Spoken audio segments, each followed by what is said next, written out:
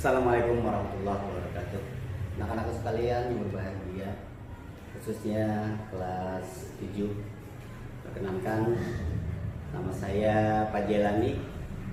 Saya ngajar bidang studi ilmu pengetahuan sosial dari kelas 7, kelas 8, dan kelas 9. Untuk kesempatan kali ini, Bapak akan memberikan pelajaran khusus untuk kelas 7.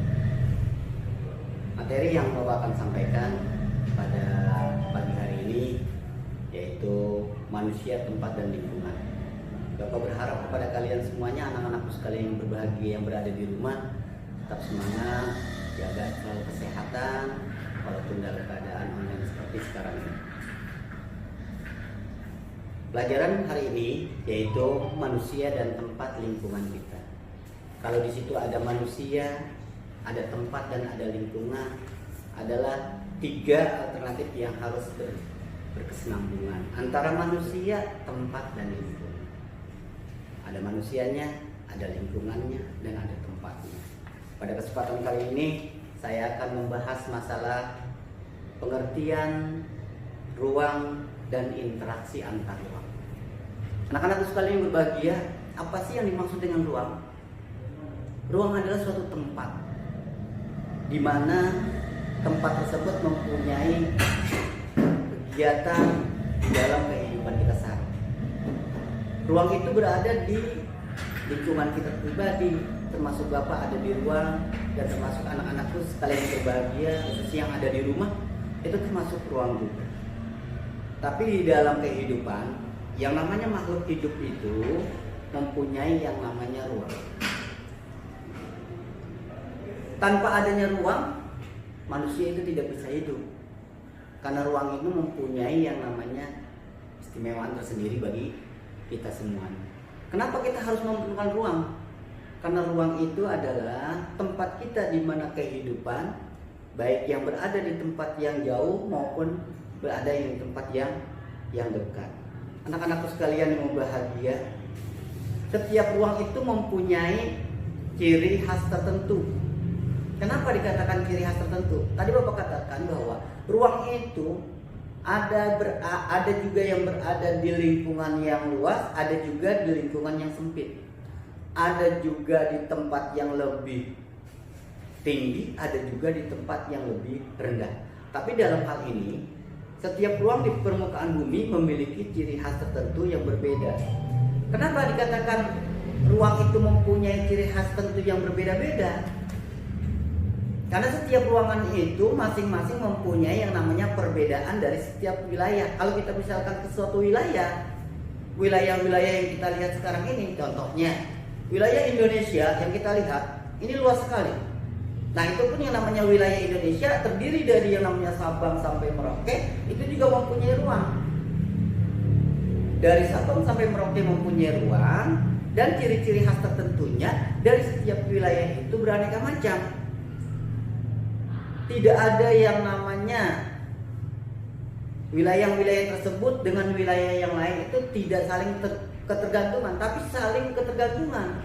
Makanya dikatakan ciri-ciri khas tertentu adalah mempunyai yang namanya karakteristik. Kenapa? Karena wilayah-wilayah tersebut mempunyai yang namanya kesinambungan atau mempunyai yang namanya keistimewaan bagi wilayah-wilayah yang lain. Contoh,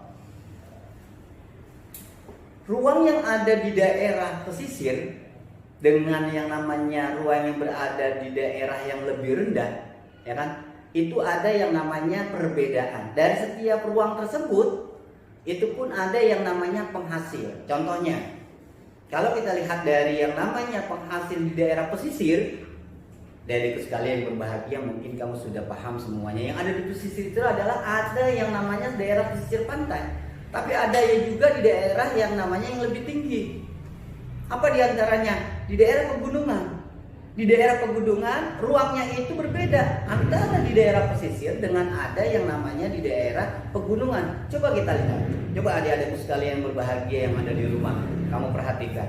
Yang ada di pesisir pantai, yang ada di daerah rendah biasanya ada di daerah pesisir, termasuk yang namanya daerah-daerah rendah, termasuk yang namanya pantai. Tapi ada juga di daerah yang lebih tinggi. Daerah itu daerah pegunungan. Nah, kalau kita lihat daerah pegunungan dengan daerah pesisir pantai, itu karakteristiknya, ciri-ciri dari ruang tersebut juga mempunyai yang namanya perbedaan. Perbedaan dalam apanya, Pak? Perbedaan dalam yang namanya penghasilannya. Apa diantaranya? Kalau yang namanya di pesisir pantai, adik-adikku tahu semuanya, termasuk yang namanya laut menghasilkan berbagai macam. Kalau daerah pegunungan menghasilkan yang namanya bahan-bahan dari yang namanya buah-buahan atau sayur-sayuran. Nah, itu termasuk yang namanya interaksi antar ruang. Ada beberapa komponen dari suatu ruang yang kalau kita lihat dari ruang tersebut mempunyai keistimewaan. Nah, ada beberapa kondisi saling tergantungan di antara ruang yang satu dengan ruang yang lain.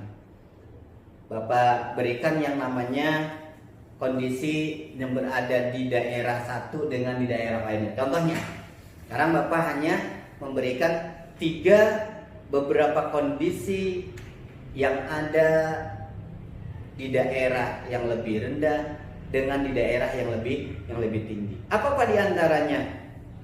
Interaksi antar ruang yang pertama saling melengkapi. Yang tadi Bapak katakan, satu di antara yang lainnya itu saling melengkapi. Daerah pegunungan, di daerah pantai atau di daerah pesisir itu saling tergantung. Yang kedua, kesempatan antara. Apa di antaranya? Apa maksudnya dia yang dimaksud dengan kesempatan antara? Merupakan lokasi yang menawarkan alternatif jika seorang yang membeli produk di suatu tempat. Contohnya misalkan wilayah A biasanya membeli ikan ke wilayah B, kemudian wilayah B membeli ikan ke wilayah C dan seterusnya. Itu termasuk yang namanya kesempatan antara yang satu dengan yang lainnya itu mempunyai kebutuhan tersendiri. Yang ketiga, kemudahan transfer. Apa Pak maksudnya dari kemudahan transfer? Ruang yang kita gunakan dari kehidupan yang sekarang ini ada yang namanya yang dimaksud dengan barang. Barang yang di suatu tempat atau ruang yang di suatu tempat bisa kita transfer, kita pindahkan ke ruang yang lebih rendah, ya. Nah, inilah yang dimaksud dengan yang namanya kehidupan manusia, tempat dan lingkungan. Anak-anakku sekalian berbahagia, cukup sampai di sini penjelasan Bapak. Mungkin nanti akan Bapak sampaikan lain waktu. Mudah-mudahan kamu selalu semangat di dalam pembelajaran ilmu pengetahuan sosial walaupun dalam kondisi seperti sekarang ini. Bapak akhiri, Assalamualaikum warahmatullahi wabarakatuh.